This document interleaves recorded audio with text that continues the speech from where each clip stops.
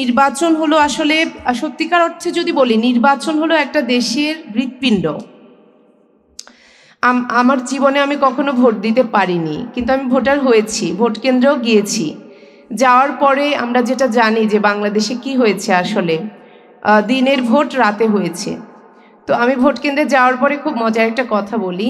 আমাদের এলাকার স্থানীয় একটা লোক ছিল আওয়ামী লীগের, তিনি আমাকে এবং আমার বোনকে, আমরা দুজন ছিলাম, বললেন যে আপনারা তো হাশেম স্যারের মেয়ে, আপনারা নিশ্চয়ই আমাদেরকে ভোট দিবেন না, মানে আওয়ামী লীগকে ভোট দিবেন না, তাহলে কষ্ট করে আপনারা একটু ওয়েট করেন, আমাদের ভোটারদের ভোট দেওয়া শেষ হওয়ার পর আপনাদেরকে ডেকে নিব।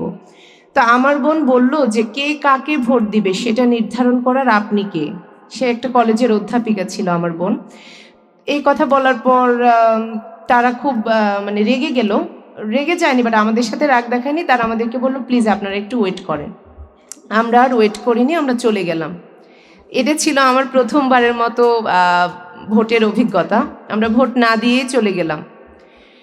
এইটা ছিল পুরো বাংলাদেশের গত 17-18 বছরের এই পুরো রেজিমের ভোটের চিত্র।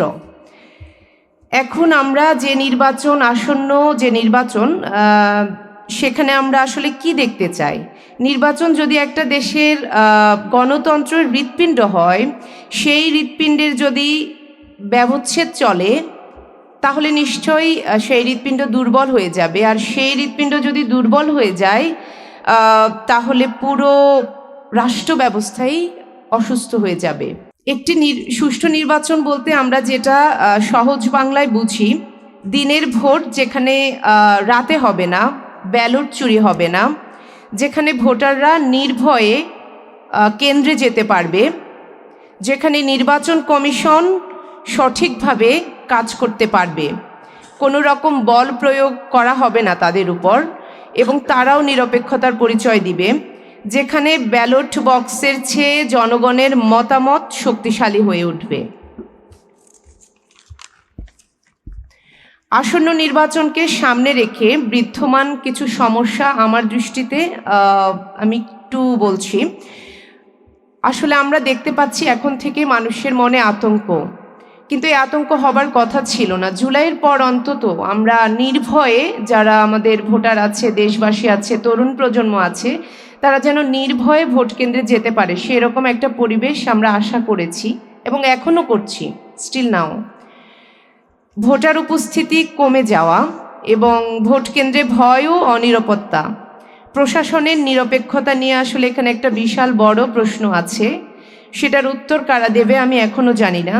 প্রার্থী নির্বাচনে অযোগ্যতা, আমরা গত বছরগুলোতে দেখেছি কি, যারা আসলে যোগ্য না তাদেরকেও সংসদে পাঠিয়ে দেওয়া হচ্ছে, তারা ওখানে গিয়ে প্রলাপ বকছে, যা ইচ্ছা তাই বলছে, তাদের কোনো পার্সোনালিটি ছিল না। একজন রাজনৈতিক নেতা হিসাবে প্রথম যে গুণটা তার মধ্যে থাকতে হবে সেটা হলো যে তিনি যে কথা বলবেন সে কথা তাকে মানতে হবে শতভাগ নিশ্চয়তা নিয়ে। তিনি মানুষের সাথে কথা দিয়ে গিয়ে কথাগুলো বড় বড় করে বলছেন, কিন্তু বাস্তবে তার 1%ও প্রয়োগ করছেন না, সেটাকে নেতা বলে না। তারপর যে বিষয়গুলো, আসলে যখন একটা রাষ্ট্রে প্রশাসনের পক্ষপাত দুষ্ট আচরণ লক্ষ্য করা যায়, তখন নির্বাচন আর আসলে প্রতিযোগিতা বা একটা উৎসবমুখর নির্বাচন থাকে না, তখন সেটা হয়ে ওঠে একটা আনুষ্ঠানিকতা। আমরা সেটা আর চাই না। আমরা যারা নতুন ভোটার আছি, টোটাল সব মানুষ, পুরান ভোটার, নতুন ভোটার, সকলের এখন একটাই প্রত্যাশা যে সুষ্ঠু একটা নির্বাচন এবং যোগ্য প্রার্থী, যোগ্য নেতা যারা সংসদে কথা বলবে, আমাদের হয়ে যারা যাবে, মানে আমরা পাঠাচ্ছি, আমাদের চাওয়া পাওয়াগুলো, আমাদের কাজগুলো, আমাদের অধিকারগুলো তারা আসলে রক্ষা করবে, তারা আসলে প্রয়োগ করবে।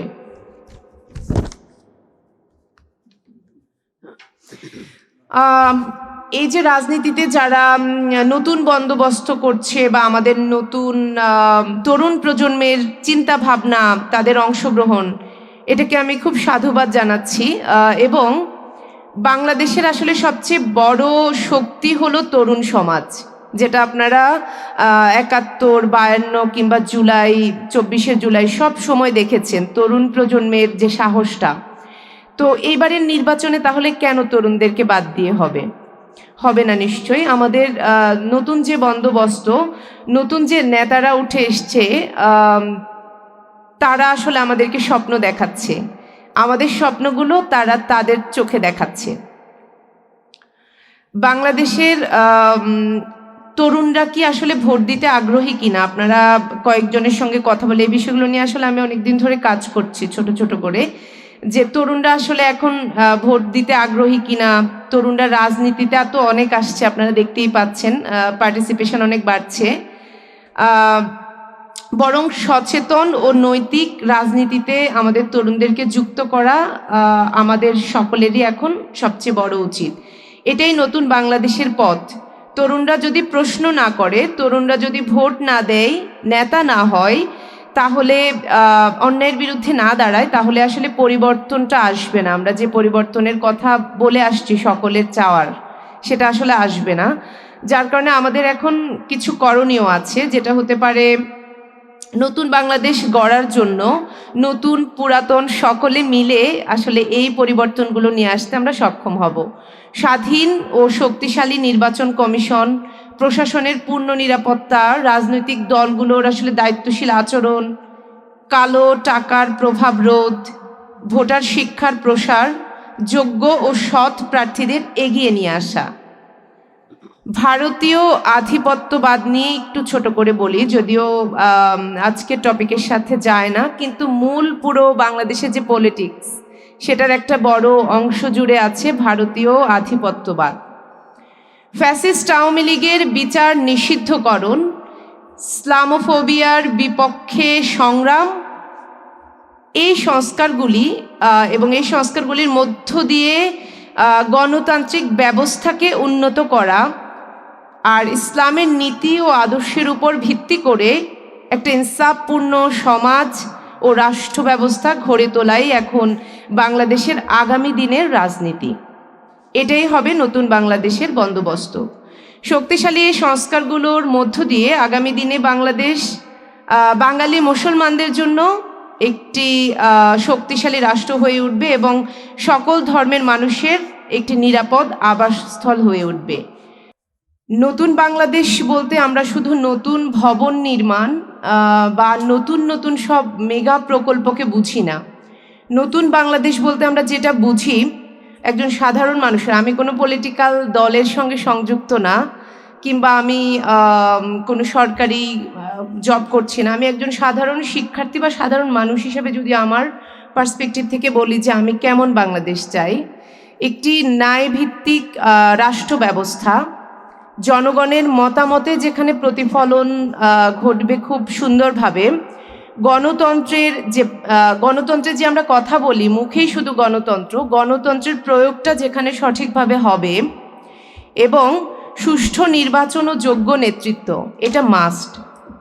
তৃতীয় অংশটা বললাম না, তাহলে মানুষ সঠিক তথ্যটা আসলে পাবে না। এনিওয়ে, আজকের আলোচনার টপিক হচ্ছে নতুন বাংলাদেশে চাই সুষ্ঠু নির্বাচন এবং চাই যোগ্য নেতৃত্ব। খুব সুন্দর একটা বিষয়। যিনি এই বিষয়টাকে সিলেক্ট করেছেন তাকে আমি স্পেশাল ধন্যবাদ দিতে চাই এবং তার টিমকে। খুব সুন্দর একটা টপিক, আমার ভীষণ পছন্দ হয়েছে। আমি আসলে নোয়াখালীতে ছিলাম পারিবারিক প্রোগ্রামে, তো ম্যাডাম যখন আমাকে বললেন, আমি শুধুমাত্র এই প্রোগ্রামটার জন্যই চলে এসেছি গতকাল রাতে। এনিওয়ে, আমরা এমন একটা পর্যায়ে আসলে এসে দাঁড়িয়েছি যেখানে বাংলাদেশ শুধু একটা দেশ বা একটা নাম না, বাংলাদেশ একটা প্রশ্ন হয়ে দাঁড়িয়েছে। বাংলাদেশ একটা প্রত্যাশা হয়ে দাঁড়িয়েছে সাধারণ মানুষের এবং জনগণের। বাংলাদেশ একটা সম্ভাবনার নাম হয়েছে সেই জুলাইয়ের পর থেকে। ৭১ সালে আমরা স্বাধীনতা এনেছি, কিন্তু সত্যিকার অর্থের যে বাংলাদেশ সাধারণ মানুষের, একজন রাজনীতিবিদ কিংবা একজন রাষ্ট্রের যারা নীতি নির্ধারণী পর্যায়ে আছে, তাদের বাইরে গিয়ে আপনি যখন চায়ের দোকানের পাশের যে মামাটা আছে তার কাছে জানতে চাইবেন যে তিনি কেমন বাংলাদেশ চাই, সেটাই আসলে সত্যিকার অর্থের বাংলাদেশ বা আমাদের চাওয়ার বাংলাদেশ, সম্ভাবনার বাংলাদেশ। নতুন বাংলাদেশ বলতে আসলে আমরা কি বুঝি?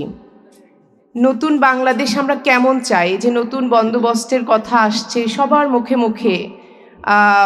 গত ১ বছর ধরে আমরা লক্ষ্য করেছি যেটা, যে আমরা বিচারহীনতার একটা রাষ্ট্রে আছি,